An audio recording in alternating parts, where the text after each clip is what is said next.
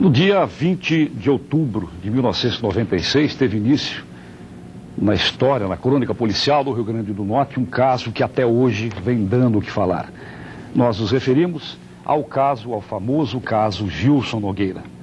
Programa Grandes Temas de hoje, daqui a pouquinho, você vai ter informações muito mais atualizadas sobre o assunto. Daqui a pouco.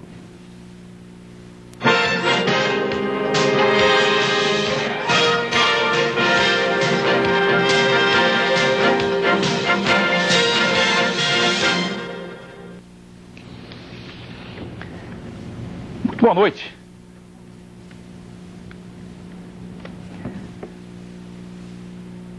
Nós estamos de volta com mais um programa da série Grandes Temas, uma produção conjunta da Televisão Universitária do Rio Grande do Norte e do Diário de Natal, através do projeto Ler DN Educação. Programa Grandes Temas, que está entrando no seu 4º ano de apresentações ininterruptas.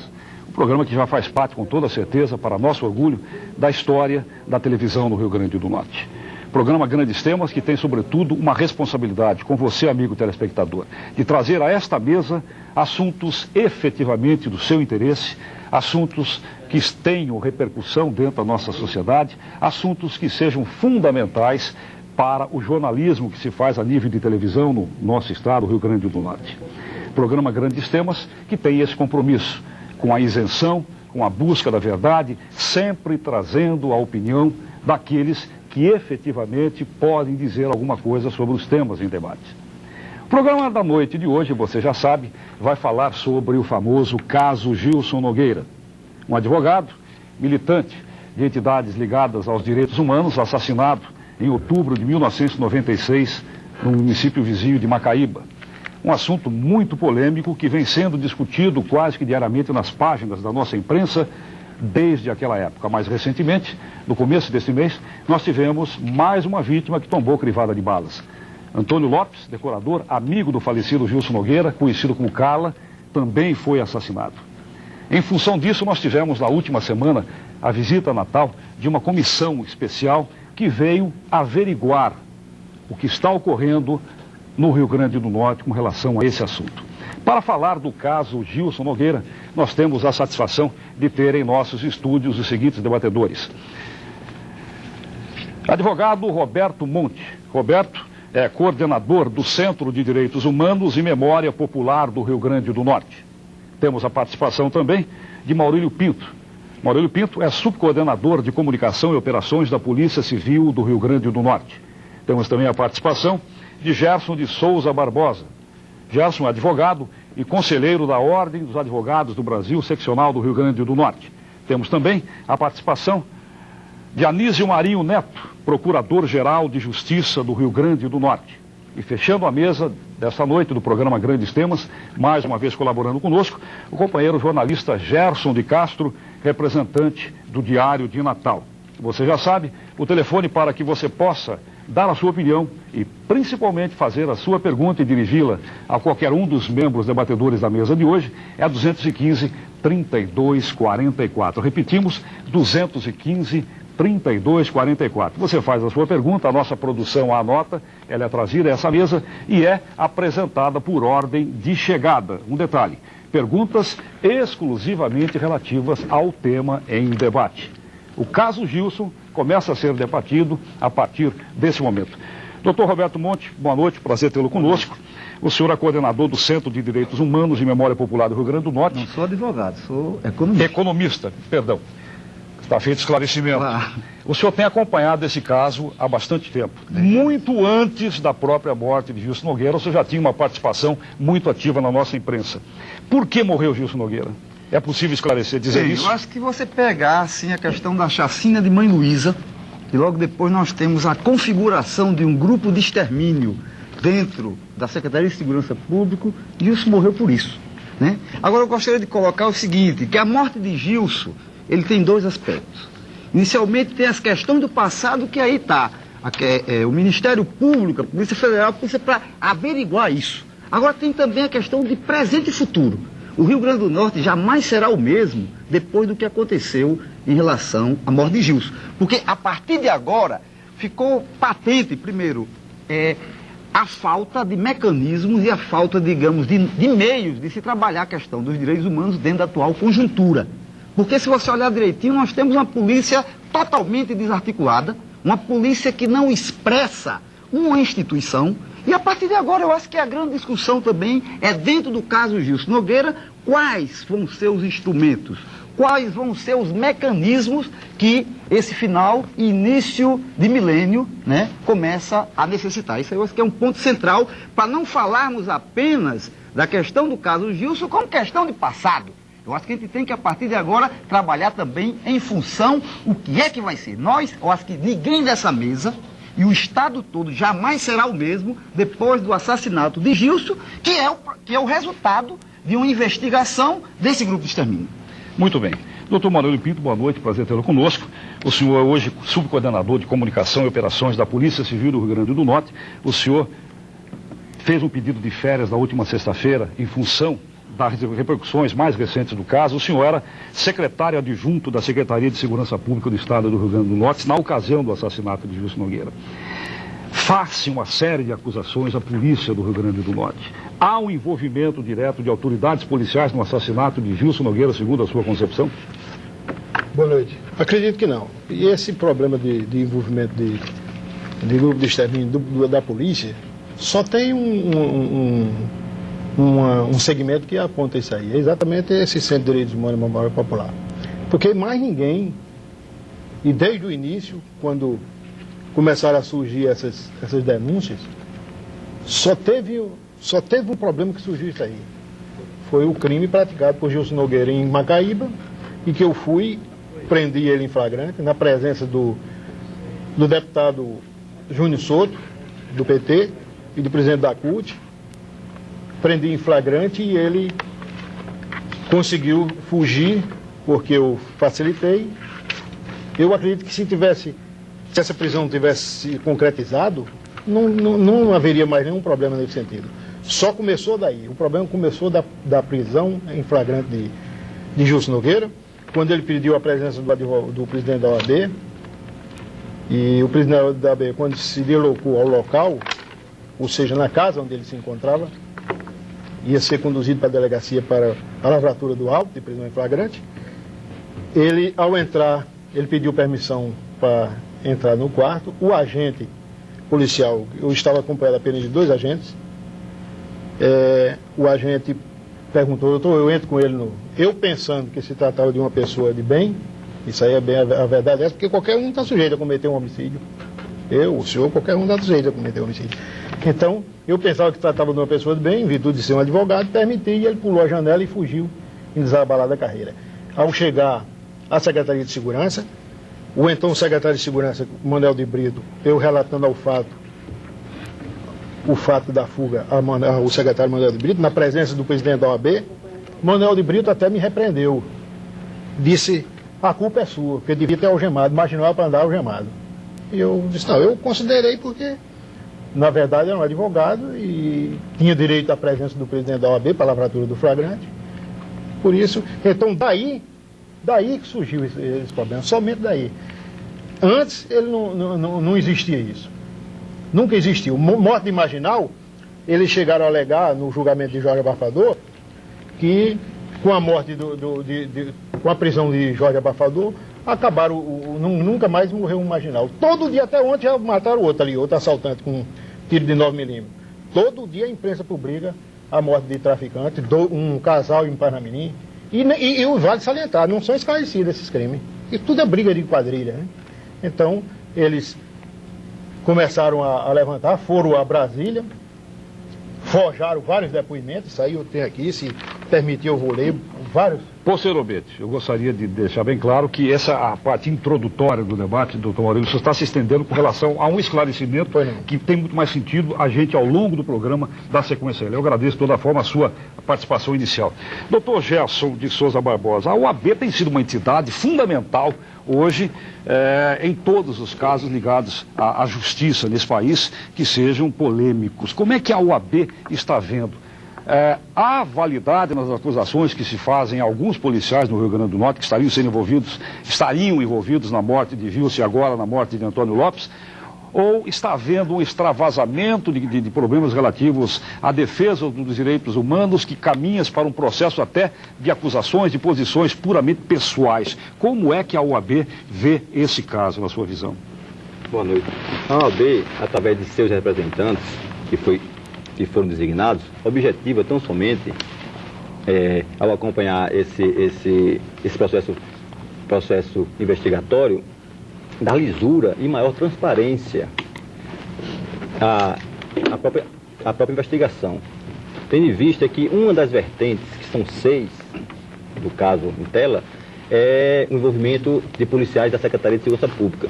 Então, a OAB, com essa função, através de seus representantes, acompanha passo a passo, desde 96, que são os mesmos representantes, Dr. Gerson e doutora Tatiana Sokolowski, acompanha e não tem, diante do que foi apresentado pelo próprio Centro de Direitos Humanos e Memória Popular, e ouvir as testemunhas, através do delegado especial, Dr.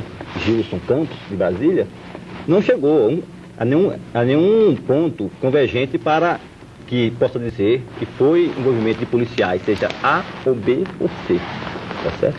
Então, ela tem se manifestado sempre, como sempre fez, e não pode seguir direcionamento também de certas pessoas que querem que, no caso, tendenciem a investigação. Ela está lá para mostrar a lisura, até porque, como eu já disse, existem policiais envolvidos ou não. Isso cabe à polícia dizer. A sua pergunta agora respondendo, a sua pergunta, cabe à OAB analisar e cabe à justiça e os policiais apontar quem é que é ocupado no final das 6 vertentes. A OAB apenas vai analisar e estará só olhando. Muito bem. Doutor Anísio Marinho Neto, boa noite, prazer tê-lo mais uma vez conosco. Boa noite. O senhor representa a Justiça, o Poder Público no Rio Grande do Norte. Como é que a Procuradoria-Geral de Justiça está analisando esse caso? A repercussão já ultrapassou os limites do Rio Grande do Norte há muito tempo. Esse caso vem sendo discutido, inclusive, a nível nacional.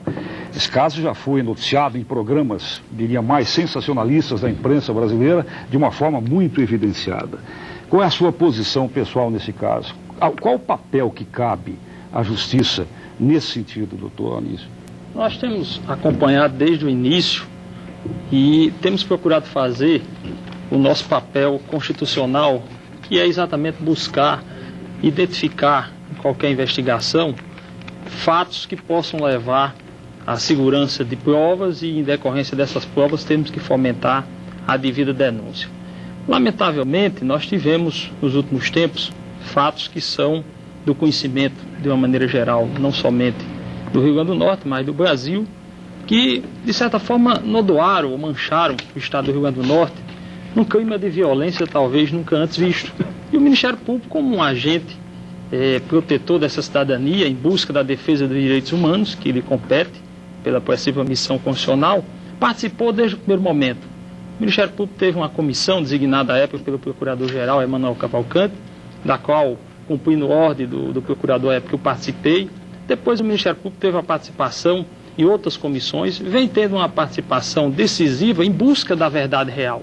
O que o Ministério Público quer é esclarecer a opinião pública, se possível, identificando os responsáveis por tamanhos fatos hediondos e denunciando-os, quem quer que seja a Justiça, para que, diante de um processo judicial, com o devido processo legal instaurado, ampla defesa, contraditório, possamos então esclarecer e retirar o possível clima ou a possível tendência de se dizer que vai ficar na impunidade. Então o Ministério Público quer participar desse processo, vem fazendo, cumprindo a sua missão. Foi para isso que nós tivemos a Constituinte de 1988, que legou à instituição essa responsabilidade, tem feito parcerias aqui no Estado, em busca da verdade, trabalhou desde o primeiro momento com a Polícia Federal, com a Polícia Civil, com a OAB, e vai continuar exatamente buscando identificar quem são os responsáveis por isso, para que possamos então tomar as providências junto ao Judiciário e à sociedade decidir pela condenação ou pela absolvição depois de um período de prova. Muito bem. Verso de Castro, boa noite, prazer mais uma vez tê-lo conosco. Você é inegavelmente um dos jornalistas melhor informados hoje no Rio Grande do Norte. Você tem acompanhado esse fato desde o seu nascedor, muito antes, inclusive, da morte do Gilson Nogueira, que era uma figura contraditória, uma figura que tinha um embate público com os meios policiais do Rio Grande do Norte muito forte. Como é que você vê esse caso? Será que nós temos aqui queima de arquivos, nós temos aqui vingança de ódio pessoal, passional, nós temos aqui o envolvimento de policiais no caso. Qual é a sua visão do assunto hoje? Boa noite, Maurício, boa noite, telespectadores do Grandes Temas. Eu acho que amanhã, aliás, antes de dizer a minha opinião, amanhã o Diário Natal, aliás, já está fazendo na primeira página, no Caderno de Cidades, uma espécie de um calendáriozinho, uma contagem. Infelizmente é uma contagem progressiva, devia ter sido regressiva. Amanhã se completa 883 dias de um crime sem resposta. Todo mundo sabe, quer dizer, quem está razoavelmente informado sobre quem era Gilson Nogueira sabe da personalidade de Gilson Nogueira. Agora, o que está em discussão nesse momento, o que está em discussão já há 2 anos, já quase, entramos para o 3º ano, não é a personalidade de quem quer que seja. O que preocupa a imprensa, o que deveria preocupar o AB, o que certamente preocupa o Ministério Público e a Justiça, é que um crime aconteceu e parece um crime perfeito. Me estranhou muito um policial federal que veio para cá com a indicação do Ministro da Justiça, que praticamente exigiu do governador a intervenção da Polícia Federal no caso, que na época era o ministro Nelson Jobim. Veio um delegado para cá que tinha apurado o caso de Eldorado Carajás, no Pará, e aqui passa 6 meses sem sequer apontar nada, sem sequer apontar a autoria do delito, a autoria do crime. O que preocupa é a impunidade que aí está. O que está caracterizado é a impunidade. Há alguém impune e pode ser que esse alguém, por conta dessa impunidade, tenha cometido mais um crime. E nada impede agora que cometa outros crimes. Eu posso estar enganado, mas então estou enganado com mais da metade da população, posso arriscar isso, mais da metade da população desse estado que acha que há conexão entre o crime de Gilson Nogueira e o crime de Carla. Um decorador que aí se ouviu muito, eu ouvi muita gente preocupada em saber com quem Gilson Nogueira estava na noite do crime, se era com uma menor de idade. Bem, eu já vi muitos durante a ditadura. O caso, por exemplo, teve um caso de um general que era acusado de matar um jornalista famoso desse país, que a preocupação toda da ditadura, do regime militar, era desqualificar a testemunha, que era um bailarino, homossexual, em vez de procurar o criminoso. Até hoje ninguém sabe quem foi que matou. É próprio dos regimes de exceção, mas só que regimes de exceção nós passamos. Hoje vivemos sob o império do Ministério Público, sob a atuação do Ministério Público. Hoje a OAB se manifesta muito mais firmemente. Hoje não está ameaçada de receber bombas, cartas-bombas como a que matou Dona Lídia nos anos 70. Então, eu acho que o que o Planalto não pode mais conviver são com crimes impunes, são com criminosos impunes.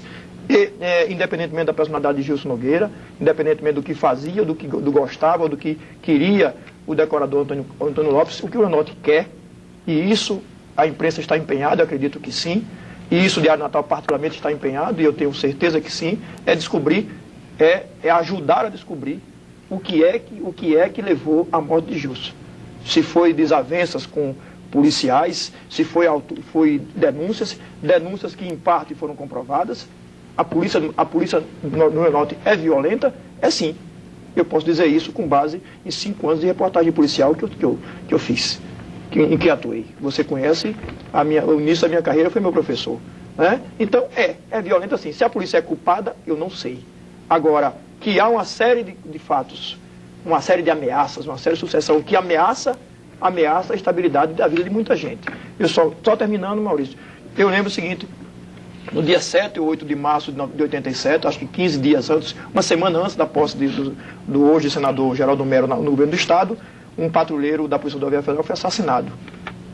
Aí houve a prisão, o doutor Maurílio já continuava na Secretaria de Segurança, o secretário, pouco depois, quem assumiu com o Geraldo foi Pedro Simões, que era um advogado, um humanista e tudo mais, e descobriu-se, por vias transversas, que havia um esquadrão da morte formado por policiais militares e policiais civis.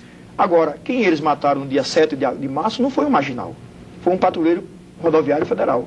Quer dizer, esquadrão da morte, grupo de extermínio, a sociedade livre não pode conviver com isso, porque não é só os marginais que eles pegam. Depois eles pegam qualquer um. Tem um direito, se acham no direito, e a impunidade parece lhe conferir esse direito. Acho que o direito a nós de defender uma vida livre, sociedade livre, é muito maior. E é por isso que a gente está empenhado nisso. Muito bem, nós tivemos, portanto, as opiniões iniciais dos 5 debatedores do programa Grandes Temas dessa noite, que debate o caso Gilson Nogueira. Nós vamos agora ao nosso primeiro intervalo. Não se esqueça, você já pode começar a fazer as suas perguntas através do telefone 215-3244. Em 2 minutos nós voltamos. Nós estamos de volta com a segunda parte do programa Grandes Temas dessa noite, uma produção conjunta da Televisão Universitária, do Diário de Natal, através do projeto Ler DN Educação. O programa Grandes Temas está debatendo o caso Gilson Nogueira. O telefone para que você faça as suas perguntas, manifeste a sua opinião, é 215-3244. Mas a repórter Lídia Passe vai nos mostrar agora uma matéria esclarecedora. Para você que ainda não tem uma noção mais abrangente do que é o caso Gilson, vamos à reportagem de Lídia Passe.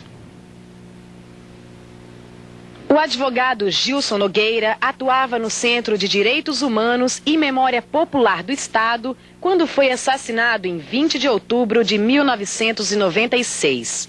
Gilson trabalhava em casos no qual a polícia estaria envolvida em crimes. Encarregado de investigar o assassinato de Gilson Nogueira, o delegado Gilson Campos não conseguiu achar os culpados e o inquérito foi arquivado em 1997. No dia 3 de março deste ano, é feita mais uma vítima do caso Gilson Nogueira.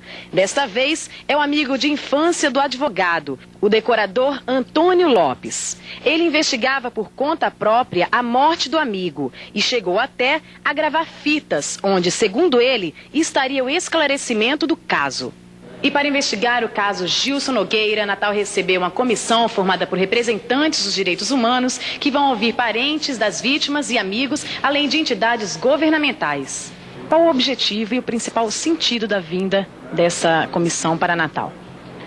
Ela vai fazer um relatório ao ministro da Justiça, o Dr. José Gregório, secretário de Estado de Direitos Humanos, para dizer se está havendo uma apuração séria e que vai acabar a impunidade, ciclo de impunidade no Rio Grande do Norte ou não. E esse relatório não é um relatório formal, nós podemos entrar em contato imediatamente conforme o andamento do nosso trabalho aqui em Natal. E há algum prazo, algum tempo determinado para acabar esse relatório? Não há prazo. Quer dizer, a partir do momento que chegamos aqui, nós já podemos estar em contato com Brasília para pedir providências imediatas. Agora haverá uma reunião no início de abril, do CDD-PH, onde será dado um informe mais completo, um relatório mais completo de tudo.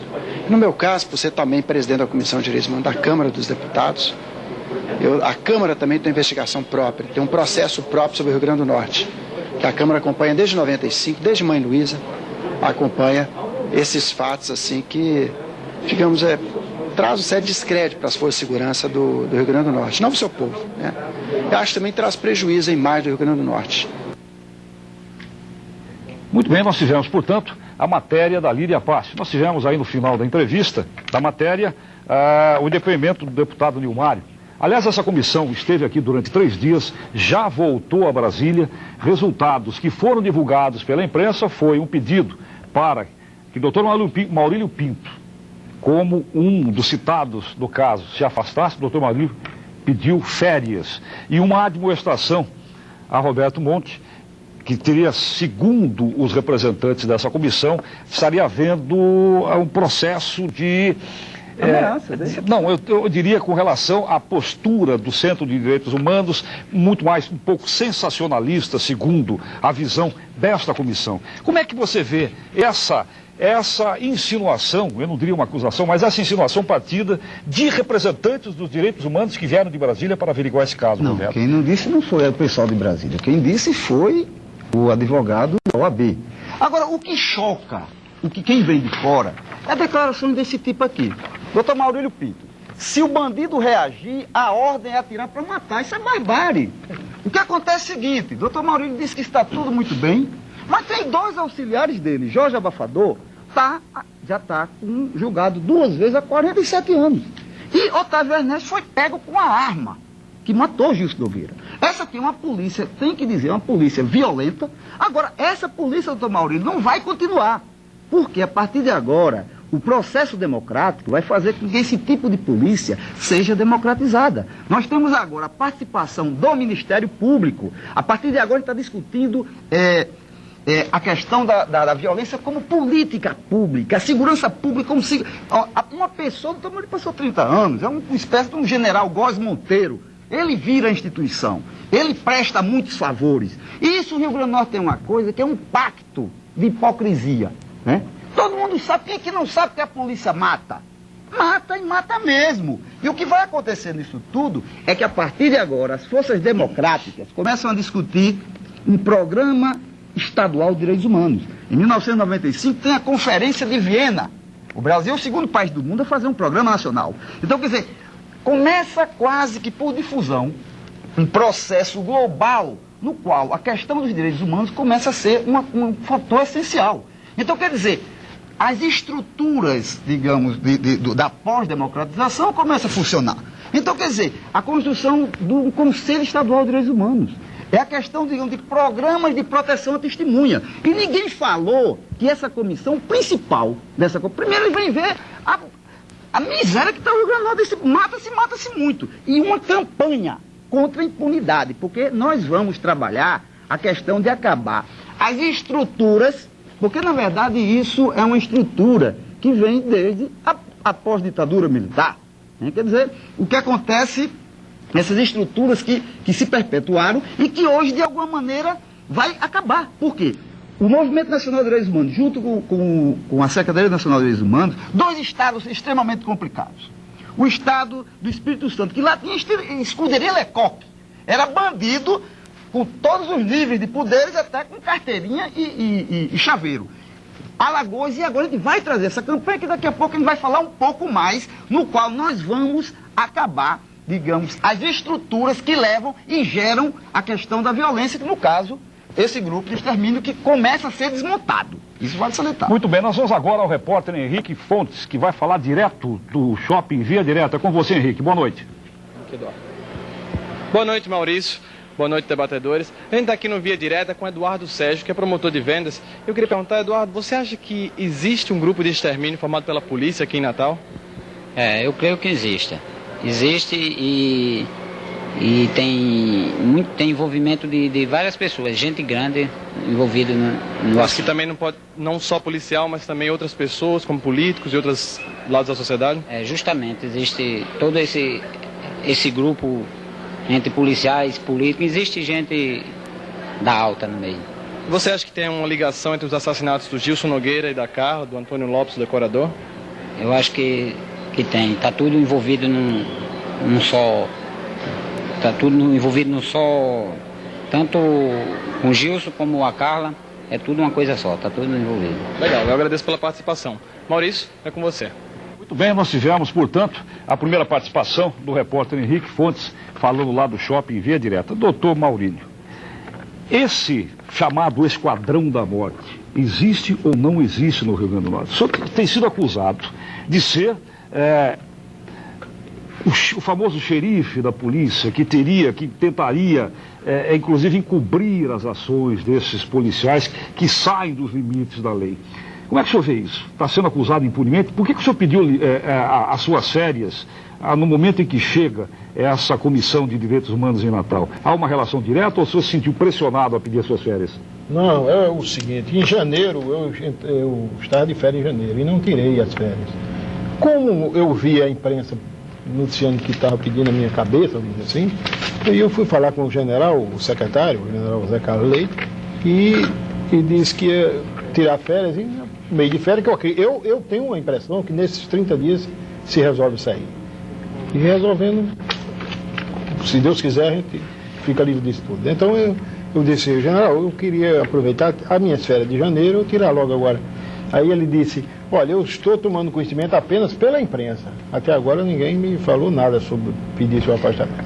Doutor Maurílio, por que a polícia do Rio Grande do Norte não conseguiu solucionar o caso do assassinato de Gilson Nogueira? Não, em primeiro lugar, assim que houve o crime, eu tomei conhecimento às 5 horas da manhã, o escrivão da delegacia de plantão me telefonou, eu fiz um contato com o doutor Cunha, doutor Manuel Alves e outros para que a gente solicitasse do secretário de Segurança um ofício ao governador pedindo a designação de um delegado da Polícia Federal. Primeiro porque a gente já estava sabendo que até para fazer o exame cadavérico eles estavam suspeitando do pessoal do ITEP. Eu digo só se vier dos Estados Unidos, perito dos Estados Unidos, porque até a perícia, o laudo do cadáver, que eles estavam suspeitando que médico, então o ideal seria logo a Polícia Federal. O Roberto Monte, uma certa vez, disse: nós exigimos a Polícia Federal. Nós não, que ele não pode exigir. O governador, eles podem pedir, o governador... mal informado, doutor Maurício. Você disse: nós exigimos. Olha só, nós exigimos. no momento que nós saímos do ITEP, nós tivemos uma reunião com o governador Garibaldi Filho, e que nós dissemos ao governador que nós exigimos. A partir daí que houve... Não, você disse que exigiu a presença da Polícia Federal, mas vocês não podem exigir. Não, para o governador sim. Por que não? Me diz uma coisa, você acha que a polícia do Rio Grande do Norte tinha naquele momento credibilidade? Mas a gente mesmo já tinha pedido. Mas é claro, tinha que fazer. O senhor inteligente sabe que teria que fazer isso, né? Agora, o que eu vejo é só dizer que a polícia do Rio Grande do Norte é violenta, e a gente vê os nossos policiais morrendo, todo dia morre um. Quase todo dia morre um. E a polícia que os bandidos estão matando os policiais, porque hoje os policiais estão de mãos atadas com medo. Principalmente do Centro de Direitos Humanos de Memória Popular, que, para mim, já disseram que eu telefonei, ou ameacei o Roberto Monte pelo telefone. Se reagir, é a ordem de atirar para matar? É, exatamente. Matar mesmo? É claro. Mesmo desarmado? Não, se reagir... É muito forte, quer dizer, se reagir armado, atirar para a polícia. O que diz os manuais, digamos, de escola? É para atirar em ponto vital? Como é que é? Mas isso aqui é uma mentalidade de atirar numa pessoa desarmada, rapaz? Só se a pessoa atira... Quantos a polícia matou desse jeito? Eu não conheço nenhum. Gilson. Doutor Maurílio. Como é que você está dizendo? Doutor Maurílio, Gelson de Castro. Eu vou colocar aqui porque eu fiz uma referência aqui sobre a questão da polícia violenta. Doutor Maurílio, 2 anos atrás, acho que 2 anos atrás, na rua ali na Jaguarari e tudo mais, um comerciante, acho que foi o nome Marinho, foi assassinado pela polícia militar. Aí os policiais estavam a cavalo. A vítima teria caído e, segundo eles, um dos policiais envolvidos disse que a vítima tinha puxado, achou que a vítima puxaria um revólver. Eu lembro disso porque eu já era editor de Cidade do Jornal. A vítima não tinha nenhuma arma, o policial atirou, matou o comerciante e depois a polícia militar forjou uma cena em que a arma do suspeito lá teria sido levada para exame de balística e depois eu até questionei o coronel Paiva, que hoje acho que deve estar na reserva da Polícia Militar. Ele era comandante de operações como comandante de policiamento da capital. As armas foram à balística, foram para exame de balística ou não foram? Foram. No outro dia de manhã, a Polícia Militar informa que o policial havia confessado. Ora, no dia anterior, a Polícia Militar diz que havia sido feito exame de balística. Eu estou colocando só esse fato aqui, porque é fato provado que a polícia matou. O policial, tudo bem. Agora, o senhor vai discutir... Que tem novos elementos na polícia? O senhor vai... Tem. Eu me lembro que eu era assessor de secretário de Gostaria Segurança... que falasse um de cada vez, por obséquio. Eu me lembro que o secretário era Pedro Simões, secretário de Segurança, eu era assessor de imprensa Pedro Simões. Policial civil chegou a usar a metralhadora da Polícia Civil para desacatar o secretário na frente da Secretaria de Segurança, ali na praça ali na Augusto Severo ali. Então, e há N outros casos. Eu próprio presenciei sendo de espancamento dentro de delegacias. A gente às vezes não fala, não consegue, ou por medo, ou por temor e tudo mais. Agora, eu não estou dizendo aqui, lançando o conceito de que a polícia matou Gilson Nogueira. Agora, dizer que não há violência dentro das delegacias policiais e não há uns certos abusos na conduta de policiais, na hora de abordagem e tudo mais, há. Eu reconheço e até elogio os policiais que morrem em serviço. Isso eu agendarei. Na hora do caso, entre um bandido e um policial, na hora do confronto, eu fico com um policial que é o agente da lei. É pago pela sociedade para defendê-la. Agora, que há abusos dentro e fora das delegacias, eu acredito que há. Porque eu presenciei alguns anos e deixei a economia policial para não conviver com isso mais. A tortura é um instrumento normal de investigação policial. Isso a gente sabe que tem, tranquilo, que a gente sabe que tem. Agora, poucas coisas que acontecem. São maus policiais, são elementos que realmente Doutor Maurílio, praticam. A sua resposta aqui está sendo encaminhada para uma pergunta que o Antônio Rangel, que mora em Lagoa Nova, faz. Ele pergunta: como o senhor explica que, sendo um delegado experiente, com uma grande rede de informantes e com poder de investigação, permite que policiais de confiança, da sua confiança, sejam presos quando o senhor alega que eles são inocentes? Mas é muito fácil. Muito fácil. A pessoa que é condenada não quer dizer que é o autor do crime, não. Como também são absolvidos crimes hediondos Eu vou lhe contar agora, Eu tenho certeza que Jorge é inocente. Não tenho certeza não. Acredito na inocência dele. Acredito. Eu acredito. Não tenho certeza. Eu não posso dizer. A título de esclarecimento, Jorge Abafador foi condenado e julgado pelo assassinato, a famosa chacina de Mãe Luísa. E tem mais 4 julgamentos. Olha, Não presta esqueça atenção. isso. Presta atenção. Agora, eu quando há pouco tempo que voltei a trabalhar, desvendei dois crimes de homossexuais. O primeiro, Rui Medeiros, não sei o que, foi morto e passou vários dias sem descobrir, estava... Geólogo. Não, o geólogo é depois. E foi enterrado ali na Roda do Sol. Eles confessaram o crime, foram comigo lá na Roda do Sol, mandei chamar o ITEP, a gente desenterrou o cadáver. Você sabe o que aconteceu agora? Os dois foram absolvidos, então eles são inocentes? Eles são inocentes? Posso fazer uma pergunta para o senhor? O senhor Deve fazer, inclusive. Não, o senhor sempre diz que o Eu senhor... quero saber se eles são inocentes. Não, aí o senhor que conhece o negócio... Eles foram a júri, agora foram absolvidos. Ó, deixa eu te dizer Eles dois foram absolvidos por 6-1 e os dois disseram. Pra gente foi uma surpresa, né? Ó, o senhor sempre diz, doutor Maurílio, que o Centro de Direitos Humanos foge a prova. Eu provo. O senhor parece que tem o rei na barriga e pensa que a opinião pública está com o senhor. Como é que o senhor explica ter 5.000 votos? Isso será que o povo deixou de descrer do xerife, Roberto Montes. do pseudo-xerife do povo? A participação do delegado Maurílio em campanha política não tem nenhuma relação com a comunidade. Não é isso que eu estou dizendo. Estou dizendo o seguinte, o doutor Maurílio, ele sempre...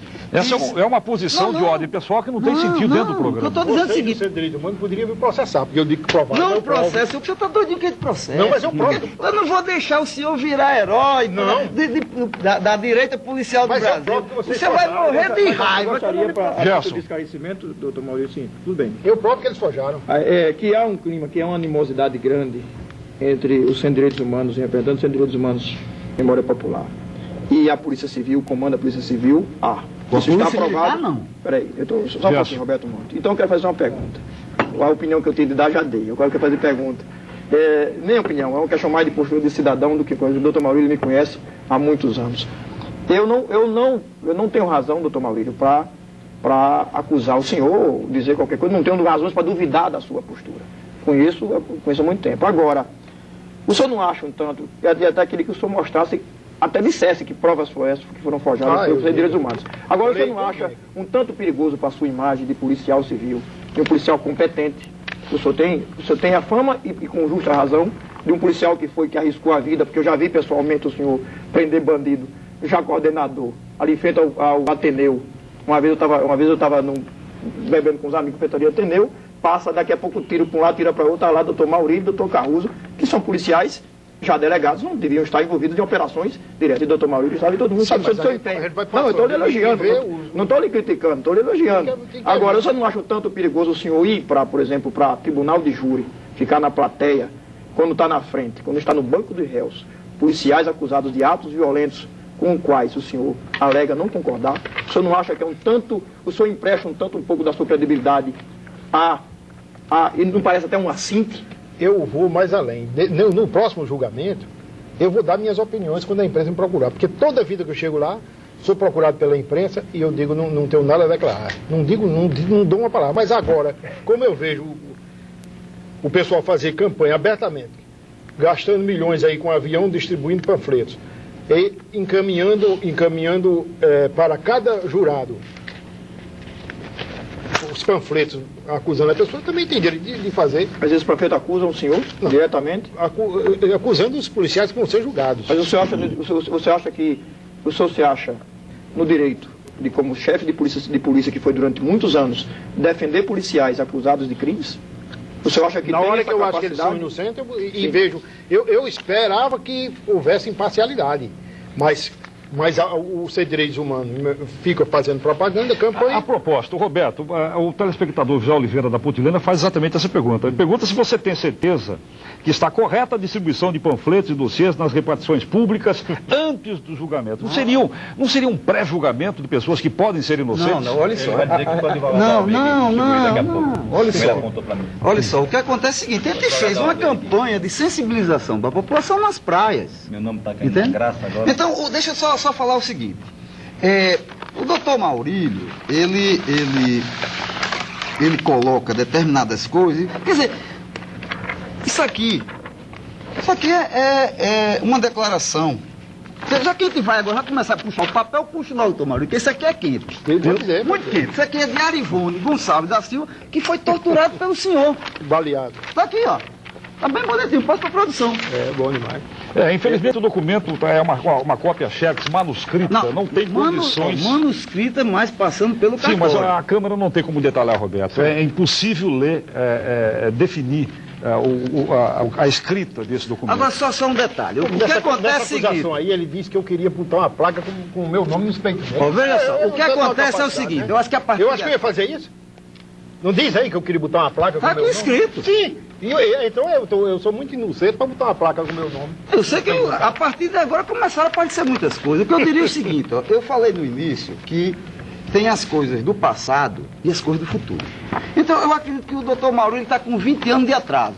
Se fosse 20, 30 anos atrás, o doutor Maurício seria uma espécie de um Fleury, né? um Romeu Tuma, que reciclou-se e chegou a ganhar na Erundina. Mas o que acontece é que hoje o doutor Maurílio Pinto é uma coisa atrasada em termos de paradigma. Quer dizer, hoje a necessidade do Estado Democrático de Direito necessita de instituições que tenham oxigênio da questão da democracia. Quer dizer, uma pessoa que diz que é para tirar... Doutor Maurício, o senhor fica inviável em termos de opinião pública, sabe? Então, quer dizer, o senhor fica surpreso que os direitos humanos, a arma... Agora, o que vem é o seguinte, essa comissão veio... O Centro de Direitos Humanos, arma, é uma expressão forte. Arma... forjados. Ele disse que o doutor Maurício fica dizendo o tempo todinho que a gente fica armando, porque ele está doidinho que a gente processe ele. Mas o senhor não vai ter esse negócio, doutor Maurício. Sabe por quê? O senhor está doidinho que a gente faça o mínimo processo para o senhor fazer toda uma campanha. Não, o que acontece é o seguinte, do dia a dia, sabe? As armas e os assassinos estão tudo do seu lado. O que acontece é isso. Doutor Maurício, essa é a prática que está acontecendo. São documentos que nós não temos condições de mostrar. Não, mas eu queria só ler umas partes, só algumas. Mas rapidinho, porque nós temos o tempo do programa, que é crítico nesse sentido. Tem que ler muito, viu? Eu tenho algumas perguntas também ao Ministério Público em seguida. No Centro de Direito Humano, lembrar 48 assassinatos, pessoas foram jogadas em cacimbões e depois jogavam cal em cima. Cuidado que tem os cacimbões, viu? Tem, né? Tem. Já encontraram a arma. E o senhor bem sabe. O Rio Grande do Norte mais pobre levando testemunha de grande...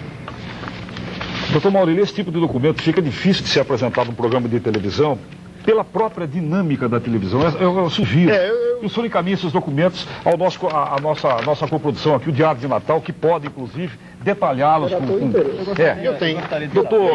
Doutor Gerson de Souza Barbosa. Eu tenho umas perguntas para fazer. Claro! Eu gostaria de fazer, não a ele, ao Nilmário Miranda, né? Mas infelizmente... Deputado federal, que está representando o Conselho de Defesa. E o que é que tem deputado Ele está relatando o que o senhor disse na TV de Carlos Alberto. E o senhor entrou de uma forma muito virulenta. O senhor está perdendo a compostura, Maurício. Roberto, não faça julgamentos dentro do programa, não é esse o objetivo. Doutor Gerson Barbosa. Se o doutor Alberto Monte poderia responder, que ele sempre direciona, é o que eu tinha notado, e é o que a OAB tem notado, tá certo? Essa intriga, essa rixa que a gente nota a respeito do doutor Maurílio. E eu gosto de saber dele a respeito das outras vertentes, da qual o Gilson estaria envolvido também. São 6 vertentes. Por que só ele direciona com respeito à Secretaria de Segurança Pública do Rio Norte? Não, é o seguinte, se não indiciar policiais, ele não porque fica existem outras. Se descobrir o crime, foi aqui, foi fulano de tal, está aqui, estão todos esclarecidos, eles não se conformam. Muito bem. São milhares. Você já finalizou a sua pergunta? Você já finalizou a sua pergunta, doutor Gelson? Já. Muito bem. Roberto vai responder após o intervalo. Com todo prazer. Nós lembramos que você pode continuar a fazer as suas perguntas através do telefone 215-32-44. Nós vamos ao nosso segundo intervalo e voltamos logo em seguida. Até já. O programa Grandes Temas dessa noite, produção da Televisão Universitária do Rio Grande do Norte, do Diário de Natal. Como você já sabe, debate o caso Gilson Nogueira. Doutor Roberto Monte, você vai responder agora a pergunta de Gilson... de Gerson, perdão, e vai responder também a pergunta, porque ela tem interligação direta da Cristiane Lima da Candelária. Ela pergunta por que os direitos humanos escondem quem era Gilson Nogueira. Ela faz inclusive aqui a acusação dizendo que ele era traficante, envolvido com roubo de gado, assassino do Cabo Júlio. Será que isso era ser um cidadão de bem? Veja só. Não está em julgamento a personalidade Claro. dele. Mas não haveria outros motivos para o assassinato de Gilson Nogueira? Causa-me uma profunda admiração que o representante da OAB, porque geralmente a OAB, igrejas, as instituições são bem corporativistas no bom sentido, né? Então, eu tomo as palavras do promotor Henrique Cavalcante, que diz sobre o companheiro aqui, que eu acho que não representa o pensamento dos advogados. Sabe? Tomo também as palavras do procurador Anísio Marinho, que você foi extremamente feliz, Gerson. Sabe? Eu acho que é interessante, ele tem que saber a hora que teve algum tipo de erro. Então, quer dizer, os advogados, deixa eu concluir, os advogados deveriam estar mais preocupados em descobrir quem matou o colega deles. Eu sou policial, amigo. Não sou policial. Mas agora o que você coloca, Gerson, você no relatório, você foi tão infeliz, que você diz, o comportamento hipócrita. Quer dizer, você está... Isso não é nem... Eu coloco e assino, você fala e não assina. Coloca no papel e assino. Então, quer dizer, eu não tenho nada contra a OAB. Eu acho o seguinte, que o seu pensamento não é o pensamento dos advogados. Agora, existe uma coisa... Fale um de cada vez por obséquio, senão eu vou ser obrigado a controlar o tempo, que não gostaria de fazer isso. Passou o tempo, passou para mim Ok, então finaliza em 30 segundos. Quer dizer, existe um negócio chamado guerra de baixa intensidade. Guerra de baixa intensidade é você coisificar a pessoa que foi morta. Então, quer dizer, só não disseram que Gilson Nogueira era homossexual. É bandido e eu fico extremamente indignado quando eu vejo um advogado que eu sei que não representa o pensamento da instituição, extremamente democrática, que levanta esse tipo de coisa. Né? É uma coisa que eu acho que Anísio foi muito mais enfático do que eu. Entende? Agora, tudo bem, tu tem direito de fazer tudo que quiser. Agora, o que você diz, meu amigo, o que acontece é o seguinte, pelo que você falou, a arma não apareceria. Entendeu? Pelo que você falou, esse caso... Por que a arma não apareceria? Vamos ver se o senhor conhece o relatório. O senhor leu alguma vez? Meu amigo... O senhor compareceu na Polícia Federal para acompanhar o caso? Você fez muito mal. O senhor, como coordenador do Direitos Humanos, jamais nos procurou, nem a Gerson, nem a doutora Tatiana, uma única vez. Por que vou procurar? Eu confio no Ministério Público. Como é que vem... Agora, em você, com licença. Como é que vem uma comissão federal, deputado paraquedista, tá certo? Vem, passa 2 dias e meio, chegou nem a ser 3 dias, certo? Em cima de um processo, 4 volumes, não procura. Todo mundo pode detonar quem quiser. Claro, quem tem boca fala o que quer. É unanimidade. Como é que vem um deputado paraquedista, fala a respeito de um assunto que sequer leu? E tem mais, a maior falta de ética que ocorre aqui no Estado, e o que houve nessa semana, foi constatado nos jornais. Desde terça-feira, que o meu nome e da doutora Tatiana foi escorraçado por pessoas que não causou surpresa a mim, da onde vem, não causou surpresa, porque são pessoas que eu considero até que não tem classificação para tal, porque nunca leu, nunca procurou. Chega o deputado de fora, ou quem quer que seja, e não procura o OAB. Não procuraram o OAB para saber da investigação. Se reuniram, eu vi uma foto no jornal, estava todos presentes, o único que participou da investigação estava doutor Augusto Pérez. O resto estava lá. Eu gostaria, doutor Anísio Marinho, em seguida eu tenho algumas perguntas dos telespectadores, professor, mas faça só uma manifestação. Só um instantinho, como é que a pessoa pode apresentar um relatório, pode falar mal de alguém com a maior falta de ética, se não participou e não conversou? E tem mais, eu gostaria de ressaltar, doutor Anísio, antes que o senhor comece também, que eu acho que a ética é importante a pessoa ter. Por quê? Porque eu estou representando a Ordem dos Advogados do Brasil, tá certo? Seção do Rio Grande do Norte. E foi mencionado meu nome. Eu acho que quem foi infeliz foram os dois, de mencionar o meu nome, porque se fosse eu tivesse ética, eu não colocaria o nome, como foi colocado no jornal, escorraçando, como incompetente, infeliz, tá certo? Inconsequente. De poder dizer, os advogados representantes da OAB não citar nome. Isso aí mostra o estilo Roberto Monte. Vamos agora ouvir a palavra, vamos ouvir por obséquio a palavra do doutor Anísio Marinho. Doutor Anísio Marinho, por obséquio. Fale o nome da OAB.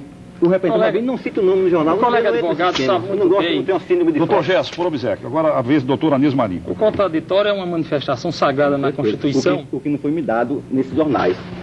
Vossa Excelência teve a oportunidade de participar de uma reunião, e na antessala, antes da gente conversar com o governador, Quarta-feira. eu pedi vênia a Vossa Excelência, isso é ética, pedi vênia a Vossa Excelência para discordar, porque Vossa Excelência disse no seu relatório, diante da importância que deve ser dada ao assassinato do advogado Gilson Nogueira, Doutor Gesso, sem desmerecer o trabalho realizado pelos atuais representantes do Ministério Público, as apurações e o acompanhamento da reabertura do inquérito deveria ter sido efetivado pelo mesmo promotor público que acompanhou o caso desde o início, doutor Augusto Pérez, por questões óbvias de bom senso e praticidade.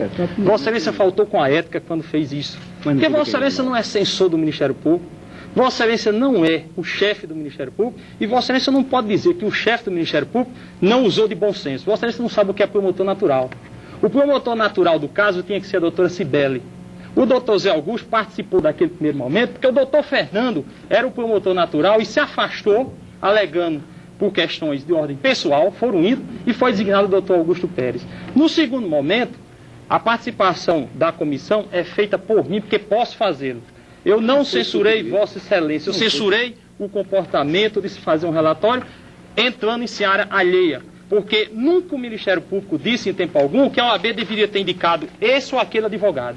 Vossa Excelência também não pode dizer que o procurador teria que ter bom senso e decidir sobre A ou B. Eu conheço esse caso muito mais do que Vossa Excelência. Eu participei da primeira comissão. Porque Vossa Excelência chegou depois. Talvez Vossa Excelência chegou de paraquedas. Porque eu cheguei na comissão, na primeira comissão designada pelo Procurador-Geral, e comecei a apurar todo o processo, e nós fizemos 27 denúncias. Lamentavelmente, como eu sempre tenho dito à opinião pública, dessas 27 denúncias, tinham muitos policiais envolvidos. Eu fui signatário da denúncia do caso de Mãe Luísa e fui signatário de outras, porque encontramos elementos de provas para denunciar. E o Ministério Público tem que levar as provas diante do Estado juiz, para que lá seja ofertado o contraditório à ampla defesa. Eu não posso admitir que os advogados da OAB, doutor Gesso, os advogados da OAB, doutor Gesso de Souza, doutora Tatiana, possam chegar e dizer que nós fomos induzidos a gastar dinheiro público, nós fomos induzidos em diligências que não levaram a nada. Não é possível. Nós temos... Eu provo, nós temos uma denúncia. Esse relatório é do dia 3 de dezembro. Por que agora que ele aplaudiu? Porque esses desdobramentos vão ocorrer... Porque o cara morreu? Porque tem a ver uma coisa com a outra. Olha, o fato é o seguinte... Doutor Gesso, por obséquio, a vez é dele. Eu gostaria de que fosse assegurado para que eu esclarecesse que se levou ao fato. Vossa Excelência não tem conhecimento que o policial Otávio Ernesto foi denunciado com a arma do crime? Não tem nada a ver com o Ministério Público. Quem denunciou foi a BBC de Londres. Isso não tem conhecimento. Quem denunciou foi o Ministério Público. Ofertou a denúncia. Quem denunciou, mas quem descobriu o fato foi a BBC de Londres. Eu estou dizendo que o Ministério Público denunciou. Eu estou dizendo que os desdobramentos do fato levaram a denúncia. Hoje está. Ninguém pode dizer que ele é culpado ou inocente porque o processo ainda está ocorrendo. Mas que ele foi denunciado em decorrência disso foi. O Otávio Ernesto está preso porque foi... Porque o Ministério Público pediu e denunciou. Mas isso tudo bem. Lógico, mas tudo considerando que uma parcela ínfima da população do Rio Grande do Norte ouve a BBC de Londres, é estranha essa sua afirmação. Gesso de Castro, por obséquio. Uma pergunta aqui. Doutor Gerson Barbosa, meu xará. Eu só vi o relatório do senhor e tudo mais, que o senhor disse assinado de... Tem, mas é um documento assinado, então eu vou usar o português conforme o senhor advogado exige. Um documento assinado pelo senhor e pela doutora Tatiana. Não é isso? O senhor não acha que é um tanto de sem querer entrar quem foi que matou Gilson Nogueira e tudo mais, o senhor assinar os dois advogados da OAB, que é uma instituição cuja história ninguém precisa mais nem colocar aqui, porque é incontestável em defesa da liberdade e em defesa da vida nesse país.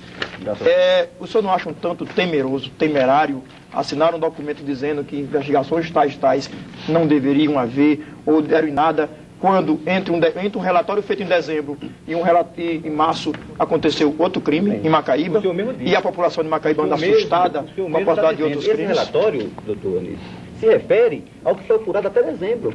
Está lá, assinado dia 3 de dezembro. Agora o senhor deixa eu só completar uma pergunta agora. A pergunta. O senhor não acha que quem levou a BBC de Londres, eu adoraria estar naquele dia Diário de Natal adoraria estar naquele dia na granja de Otávio Ernesto, a quem eu também conheço pessoalmente, pelo menos profissionalmente durante algum tempo.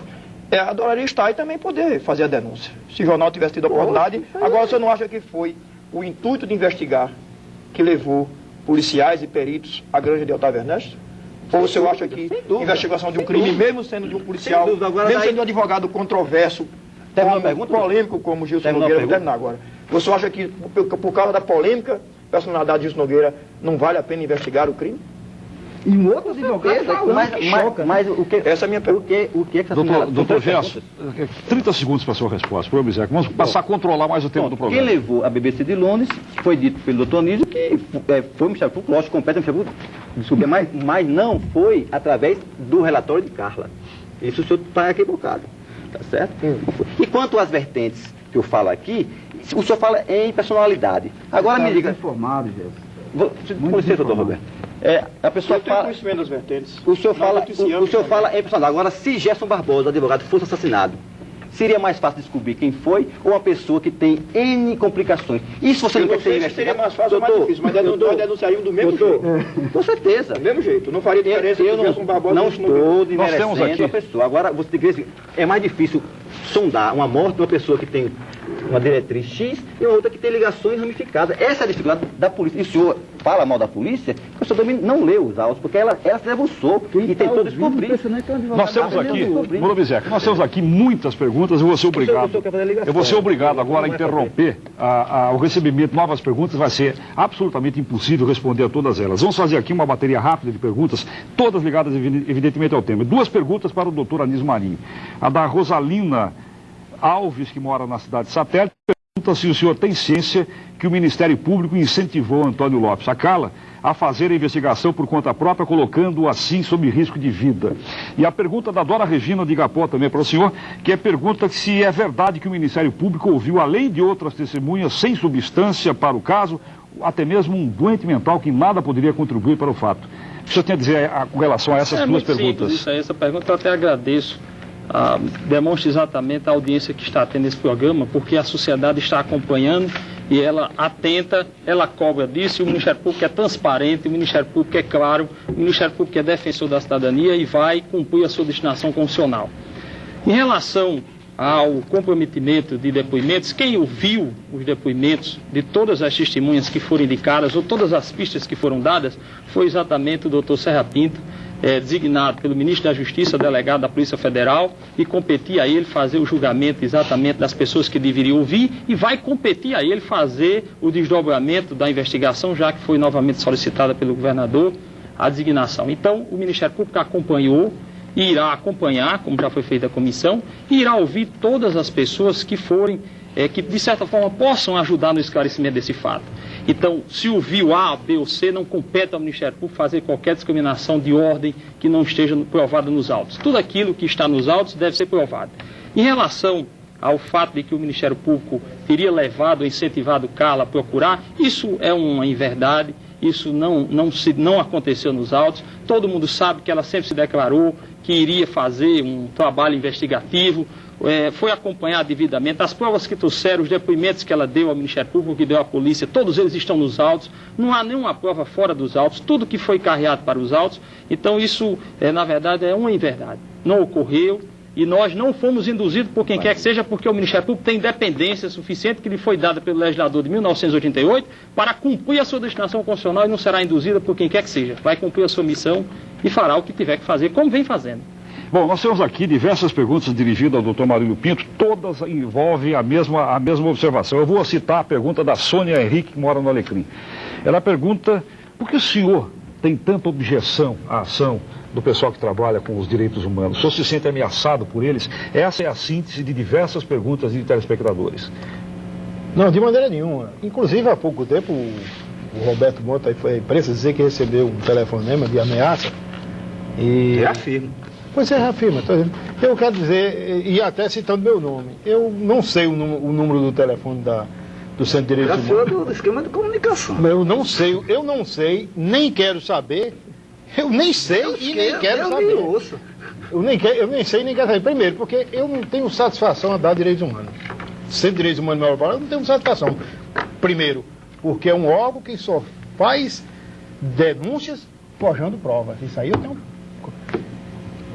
Eu quero ressaltar bem que é o Centro de Direito Humano e Memória Popular, não é os outros, da OAB, da Secretaria de Justiça, que são pessoas que são... Agora, o de Direitos Humanos e Memória Popular são elementos desse tipo, que só fazem forjar depoimentos. Você tá Estou provando. Puxa o papai, não mostra Tá nada. aqui, estou provando, tá aqui. Isso aí, mas ele disse, doutor Maurílio. Não, mas esse jogo de baralho. Ele disse que não podia. Mas ele disse que não nós podia temos ler. aqui, doutor Maurílio tem uma série de documentos, mas é impossível mostrar esse tipo de documento, não é característica da televisão. Eu queria só fazer... insistir. O senhor poderia entregar o final desse programa para o repórter, o jornalista. É importante que me devolva, né? Porque eu não tenho nem cópia. Então o senhor providencia as cópias. Agora, eu ficaria preocupado se num dia, no Centro de Direitos Humanos e Memória Popular, tivesse uma pessoa com uma arma que matou alguém e um companheiro meu que tivesse sido julgado 2 vezes. Eu ficaria extremamente preocupado. Roberto, uma outra vertente aqui de telespectadores coloca em julgamento a ação daqueles que trabalham com direitos humanos no país. Eu vou sintetizar aqui 2 perguntas. O Carlos Magno do Pirangi e a Eulina Maria do Alecrim. Ambas perguntam a você. O Carlos Magno, entre policial e bandido, quem deve morrer? Os direitos humanos dão assistência às famílias daqueles que foram vítimas de bandidos? Segunda pergunta da Eulina Maria do Alecrim. Se o bandido vier contra o policial deve ficar quieto e morrer? Porque só se culpa Maurílio Pinto se as pistas podem indicar outras vertentes do caso. Eu também está lendo aí que tem gente que solidariza. O que eu digo é o seguinte, eu acho que ele está vivenciando uma época. Eu acho que o julgamento de Mãe Luísa, ele de alguma maneira foi um momento de entrechoque entre visões de mundo. Eu não tenho nada contra o doutor Maurílio. Agora o que acontece? O tipo de policial que Maurílio faz é a antítese do Estado de Direito. Ele mesmo diz em tudo que é lugar que prende e tal. E isso que ele fala, o que ele não fala, eu não posso dizer nada. Quer dizer, uma coisa, o Maurílio se dava muito bem há 30, 40 anos atrás. Agora, eu sou uma pessoa que trabalha com ideias, sabe? Então, quer dizer, é fácil dizer, eu sou a favor da vida. Se uma pessoa mata alguém, tem que ser julgada presa. O que não pode é a pessoa algemada baixar o cacete. Então, quer dizer, eu acho que a gente vivencia, eu acho que todo mundo aqui, de alguma maneira, tem a mesma faixa etária. Eu falo sempre para as pessoas da nossa... A gente tem hoje um problema muito sério. Quer dizer, a nossa geração, Gesso, os 2 Gesso, Anísio, né? Eu acho que a gente tem a situação desse país é uma situação muito complicada. As pessoas que trabalham em cima desse tipo de coisa são pessoas incompreendidas. Mas eu diria o seguinte, que pós-chacina de Mãe Luísa, eu acredito que a questão da opinião pública começou a ser mudada. Na Guerra do Vietnã tinha uma coisa que chamava-se corações e mentes. Quer dizer, eu acho que a gente tem que ganhar o coração e as mentes das pessoas. Pode rir, porque isso é importante, Maurício. Os 5 mil está aí. Então, quer dizer, eu acho que a partir de agora, eu acho que o grande desafio da nossa geração é não só, eu concordo com o senhor, a gente tem que deixar de fazer também tão só denúncia. As novidades desse Estado, Programa Estadual de Direitos Humanos, segundo o Brasil, que a gente está falando com o Núcleo de Estudo da Violência da USP. É como você tivesse um plano diretor para discutir os direitos humanos, que a gente sempre vai atrás do prejuízo. Programa de proteção a testemunhas. Quer dizer, Conselho Estadual de Direitos Humanos. E a partir de agora eu conclamo toda a população do Rio Grande do Norte, inclusive você, Jéssica. Eu sei que você é um homem de bem. Equivocado, porém um homem de bem. Nas suas palavras. Então o que acontece? Eu conclamo toda a população do Rio Grande do Norte, acho que a gente chegou a um momento tal que nós temos que juntar as pessoas de bem para começar a fazer um grande mutirão contra a questão da violência. Eu tenho um filho de entre 12 e 8 anos de idade, o doutor Maurício deve ter, né? Todo mundo tem. Esse não é o mundo que nós queremos. Eu acredito até que em algum momento, sabe, eu acho que a gente tem algumas contendas. Porque existem visões de mundo diferenciado, doutor Maurílio. O senhor foi educado num tipo de visão de mundo que hoje não se adequa mais. Isso não quer dizer que o senhor aconteceu. Agora, você não está fazendo um julgamento aqui inadequado? Não, isso é Santo Agostinho. Uma coisa isso é Santo Agostinho. Uma coisa é você ser contra o pecado e a outra contra o pecador. Entende? Muito então, bem. Na verdade, doutor Maurílio hoje é uma peça obsoleta dentro da Constituição do Estado Democrático de Direito. Quer queira, quer não. Quer dizer, eu acho que a partir de agora nós temos que construir, sabe o quê? Os mecanismos, sabe? Oxigenar o tecido social, porque a partir de agora nós temos que ter novos instrumentos. Eu tenho uma pergunta que... Gerson, rapidinho, nós vamos pedir ela. respondida. Por que é que Carla por que é que o decorador Antônio Lopes foi assassinado no meio da rua, se ele era uma peça-chave. E aí eu incluo. Eu faço a pergunta para você. Isso é um Para aviso. você, Roberto Monte, para a doutora Anísio. Eu acho que isso é um aviso. E para o AB. Eu gostaria de fazer uma pergunta. Por que é que uma Roberto, pessoa deixa ele fazer a citada pergunta. tantas vezes, né? Como testemunha-chave, como alguém que estava fazendo a investigação paralela, porque aí eu não acredito que seja indução de algum órgão como o Ministério Público, que é o direito da seriedade do Ministério Público nesse Estado. E eu acho que, claro, é uma tarefa pessoal. Quem quiser pode fazer, né? A tarefa que Carla se propôs. Agora, por que é que ele morreu no meio da rua, Carla chegou muito perto. executado com muitos tiros, sem nenhuma proteção? Eu me pergunto por quê. Bom, essa pergunta do Gerson, que certamente é a pergunta que você, telespectador, está fazendo, vai ser respondida no último bloco do programa. Nós vamos agora ao nosso último intervalo. Lembramos, estão encerrados os recebimentos de novas perguntas, porque nós já temos aqui algumas dezenas delas e não vai haver tempo hábil de serem formuladas à mesa. Mais 2 minutos e nós voltamos com a parte final do programa Grandes Temas dessa noite.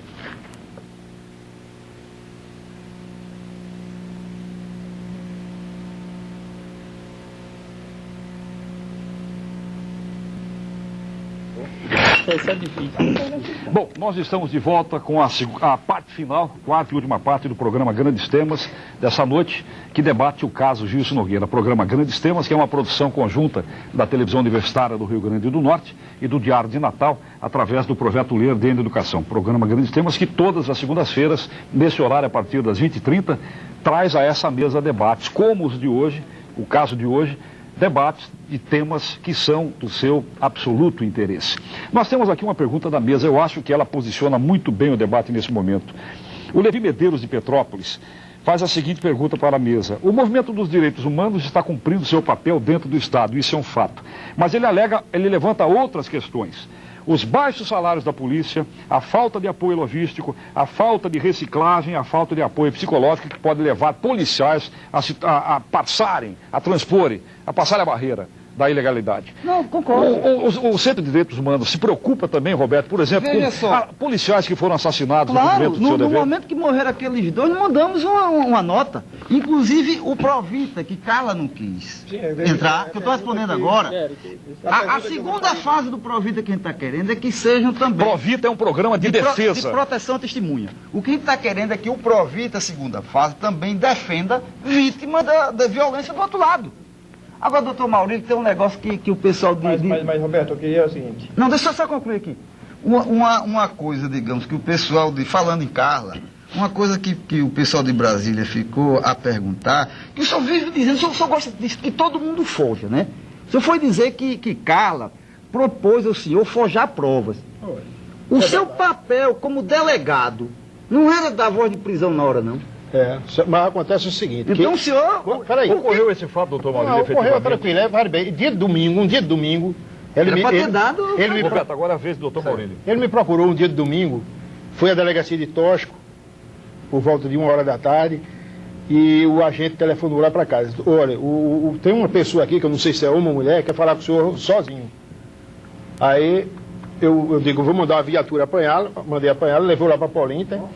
Eu fui para lá. Quando eu cheguei, ela se identificou como Carla. Aí eu reconheci, ó, que eu nunca tinha visto. A primeira vez que vi foi naquele dia. Aquela Carla, eu digo, eu já conheço, que eu já vi você na imprensa. Então, eu quero que o senhor me ajude a esclarecer essa morte de Gilson Nogueira. Porque o pessoal de direitos humanos só acha que é a polícia que está aí. A própria família também só acha que a polícia está envolvida. E eu tenho certeza que a polícia não está. Eu notei que ele é uma pessoa que tentava jogar, né? E eu disse, olha, eu não sabia que era você que queria, mas eu vou mandar chamar 2 pessoas para a conversa ser com a presença de 2 pessoas. Primeiro porque... Isso foi antes ou depois daquela de Geisa Ipacari? Fazendo como Marlene no Centro de Direitos Humanos. Não, no dia... Geisa esclareça ser uma policial. Geisa é policial que utilizando a questão da falsa identidade. A Carla pediu para ir levando ela como é. Carla chegou lá e disse assim, eu queria que você... Aí eu digo, só... O gravador foi entregue. Graças a Olha, Deus. quando se discute a figura de Carla, de Antônio Lopes, fica, eu faço aqui, agora é meu momento de fazer a minha pergunta. Será que essa pobre criatura não foi explorada por todos, pelos direitos humanos, pelo poder público que deveria protegê-la? Carla morreu porque chegou perto demais. Eu não digo mais nada do que isso. O tempo Mas Gerson, mas presta atenção, ele chegou e disse, eu digo, eu não vou conversar com você só sem testemunha, primeiro. Depois você vai dizer que eu mandei chamá-lo para... Eu estou vendo você pela primeira vez, mandando dizer que eu fui chamá-lo para modificar depoimento ou aquela coisa. Então eu chamei doutora Josemária e doutor Cunha como testemunha. Eu digo, vocês têm que estar presentes aqui, vocês as testemunhas. Aí começamos a conversar e ele começou a dizer assim, eu queria que o senhor me arranjasse uma viatura descaracterizada e uma agente. A gente troca o nome para ela viajar comigo. Aí eu... Doutor Maurílio, diferente essa história. Está diferente, mas estou dizendo que é a verdade. É a verdade. Esse encontro Gostaríamos que o Maurílio concluísse. Peraí, aí eu digo, na presença das testemunhas, doutor Cunha e doutora Josemar, eu digo, olha, em primeiro lugar, desde a morte, quando houve a morte de Gilson Nogueira, eu fiz uma promessa a mim mesmo, um compromisso meu, não moveria uma palha. Primeiro, se eu fosse fazer, eu dizer que era para desviar. Destruindo provas, né? Exatamente, desviar outra coisa que a comissão disse do senhor. Exatamente, por isso que eu disse.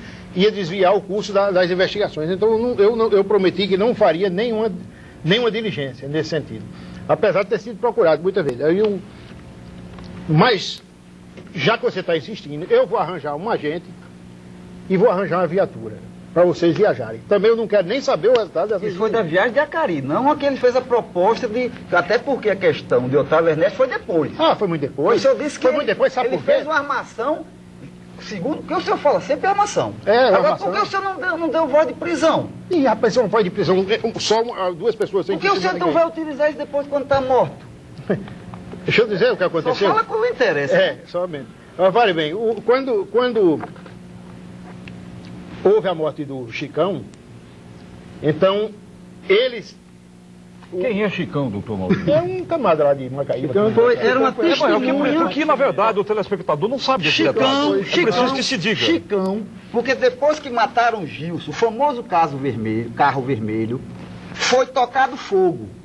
E informações que levantaram que tinha sido Chicão que tinha tocado fogo no carro. Pelo menos é o que falam por aí. Quem é Chicão? Chicão foi quem tocou fogo no carro. Sim, mas eu quero saber o nome. Você tem o nome de Francisco de quê? O nome eu não sei.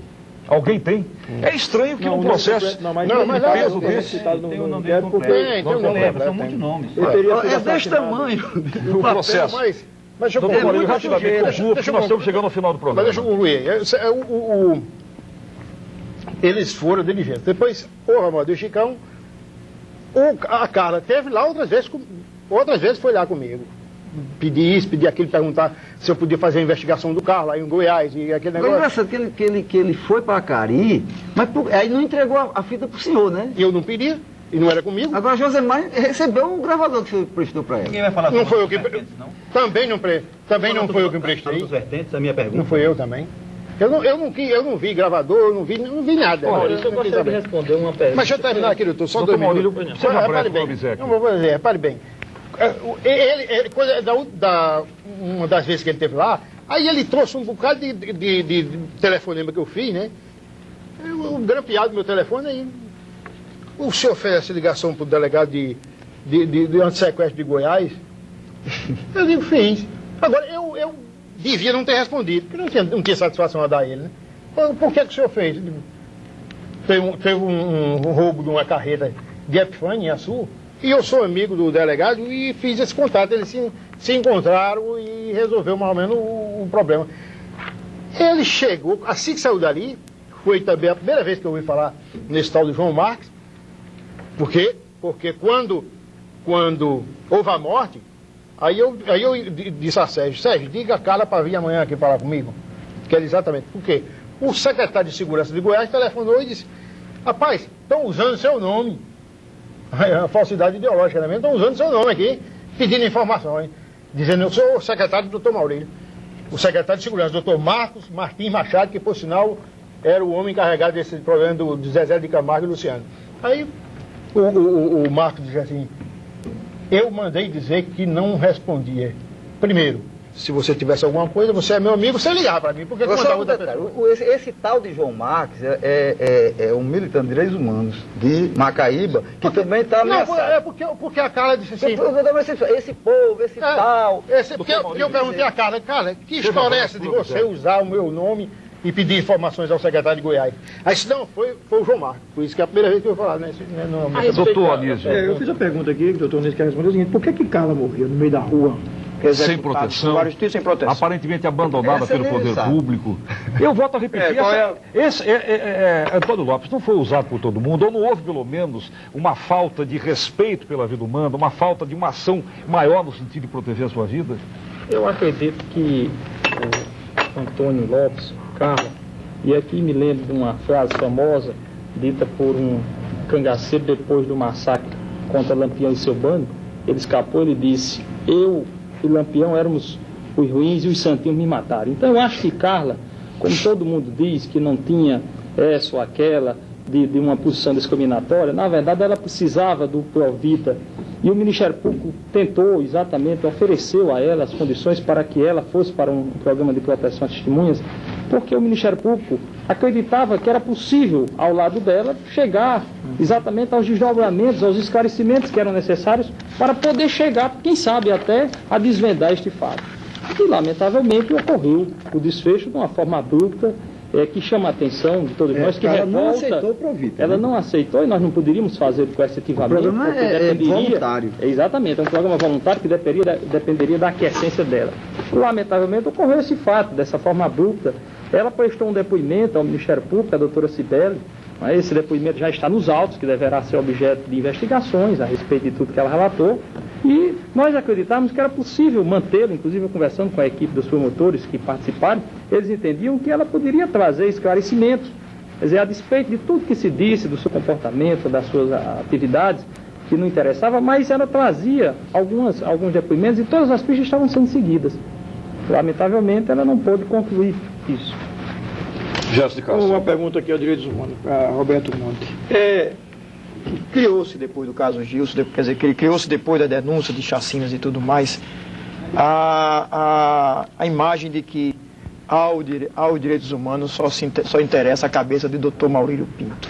Eu pergunto a Roberto Monte: você está convicto de que a polícia matou Gilson? E se viesse descobrir que não foi a polícia, não foi policiais, ou há participações de outros segmentos na morte de Gilson e na morte de Carla? Olha só, antes de mais nada, direitos humanos não é apenas Roberto nem o centro. Direitos humanos é direito de todos. Perfeito. Agora, você está fazendo uma pergunta meio difícil, porque já foi encontrada a arma, né? Eu acho que já está um pouco respondida, né? A arma, mas não tem autoria ainda. Não, mas a arma tem dono. No mínimo é coautor. Perfeito. Né? Então, quer dizer, eu acho o seguinte, essa questão de direitos humanos, mas também tem que tirar um pouco a questão do preconceito. Eu sou filho de militar. Eu tenho irmão delegado. Eu não acho que todo policial é um caba ruim. Agora, o que eu acho é o seguinte: existe um novo modelo dentro do Estado Democrático de Direito sobre o que é ser um policial ou como ser um jornalista. Quer dizer, eu acho que a partir de agora esse novo paradigma, esse novo modelo é o que tem que ser colocado. Nós somos um pequeno grupo. Não, eu pergunto isso porque o doutor Gerson levantou aqui a história de que havia outras vertentes. Quando Gilson morreu, eu vi delegados, Luciano Queiroz e outros delegados dizerem: havia roubo de gado no meio, havia tráfico, insinuou-se tráfico de maconha, tráfico, drogas. Político Macaíba que for Político Macaíba. Por que não tem? Estão falando que tem a conexão entre os dois. Familiar de Cabo Tem os dois. Político Macaíba, compradores de gado, assaltantes de carro e assaltos. E você acha qual foi? Se eu soubesse, eu dizia. Do jeito que tu tá falando, daqui a pouco você vai condenar. O que eu vejo, a minha pergunta que foi direcionada é a seguinte: existe o Direitos Humanos volta sempre para o Dr. Maurílio, mas existe outras vertentes. Será que não pode ter sido alguém? Rapaz, o Maurílio é peixe médio. Entendeu? O que eu tô falando é o seguinte: na verdade, Roberto, você agora há pouco chamou o Dr. Maurílio de arcaico ultrapassado. Claro. Agora, o que acontece? será que esse tipo de colocação vai ajudar a esclarecer? Deixa eu acabar de concluir. Dificulta o trabalho até da Deixa eu concluir. Polícia Eu acho o seguinte: pessoas tipo Maurílio Pinto sempre serviram à burguesia local. Então, quer dizer, esse tipo de coisa está mudando. Quer dizer, o perfil hoje é um perfil diferenciado. Os senhores tenham consciência. Quando o doutor Roberto Monte vai no jornal e dá uma diretriz, a Polícia Federal, por obrigação e por competência, ela vai analisar. E tudo isso... Doutor, e tudo isso Mas é uma conversa muito estranha, apenas 2 minutos para o encerramento do parece que é programa. contra o advogado. É só uma pergunta, vou fazer uma pergunta, doutor, rapidinho, Negócio de doutor quinta Gerson. coluna. Primeira coisa, o senhor tem conhecimento da apreensão da arma Tenho. que é atribuída Participei, por exame inclusive, balístico? Tá O senhor, como advogado, o senhor diria que aquela prova é verdadeira? Ou há verdade na afirmação de Otávio Ernesto de que forjaram uma prova para poder coincidir cartuchos com a arma disparada por ele e cartucho encontrado no local da morte de Gilson? Eu digo que é uma prova técnica, certo? Que válida? O doutor válida, quase que incontestável, porque tipo de DNA. Bom, agora daí dizer que se foi ele ou quem foi, ele não pode. A OAB não perguntando sobre a prova. A OAB não cabe. Só perguntando sobre a prova. Porque há várias perguntas, Maurício. Eu falei das 3 de dezembro. Na verdade, olha, nós lamentavelmente chegamos ao final do programa. É evidente que um programa de 1h30 com tantos participantes não pode ter a pretensão de esclarecer o caso. Nosso objetivo aqui, eu acho que foi atingido. Levar ao conhecimento do grande público aquilo que provavelmente ele não sabia ou que talvez não soubesse. Agora, pelo volume de perguntas que ficam sem resposta, há uma grande preocupação do telespectador com a integração daqueles que estão do poder público, com a polícia militar, com a polícia civil, com as autoridades que têm, em síntese, o papel, o dever, até cívico, de proteger o cidadão.